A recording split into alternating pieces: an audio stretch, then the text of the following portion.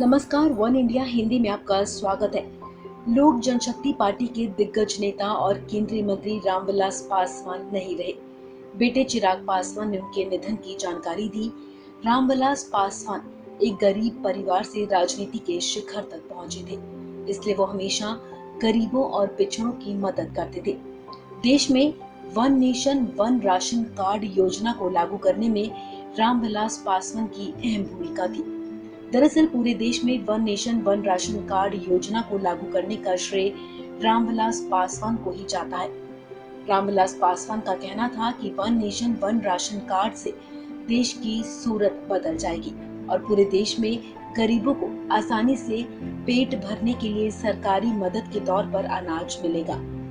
रामविलास कहते थे कि अगर बिहार का मजदूर दिल्ली या मुंबई में काम करता है तो उसे one nation one ration card के तहत दिल्ली मुंबई में चलने वाली राशन की दुकानों से राशन मिलेगा।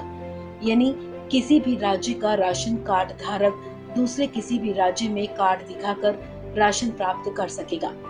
यही नहीं, कोरोना काल में भी उन्होंने इस योजना को पूरे देश में लागू करने के लिए जी तोड़ मेहनत की थी और पूरे देश के गरीबों तक ये स्कीम पहुंचा दी।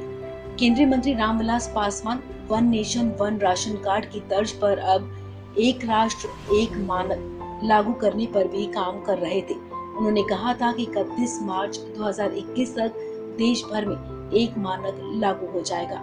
आपको बता दें, रामविलास पासवान की देखरेख में one nation one ration card योजना की शुरुआत 1 जनवरी 2020 को हुई थी। उस वक्त इस योजना को देश के 12 राज्यों में लागू किया गया था।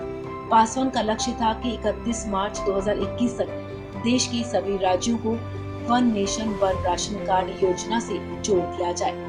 आपको बता दें, इस योजना के तहत केंद्र सरकार 81 करोड़ लोगों को कम दामों पर अनाज उपलब्ध करा रही है। देश के कुल 28 राज्यों और केंद्र शासित प्रदेशों में राष्ट्रीय पोर्टेबिलिटी सुविधा शुरू हो गई है। जन वितरण प्रणाली के जरिए राशन की दुकान से 3 रुपए प्रति किलोग्राम की दर से चावल और 2 रुपए प्रति किलो की दर से गेहूं और 1 रुपए प्रति किलोग्राम की दर से मोटा अनाज मिलता है। इस खबर में फिलहाल इतना ही। तमाम अपडेट्स के लिए आप बने रहिए वन इंडिया हिंदी के साथ।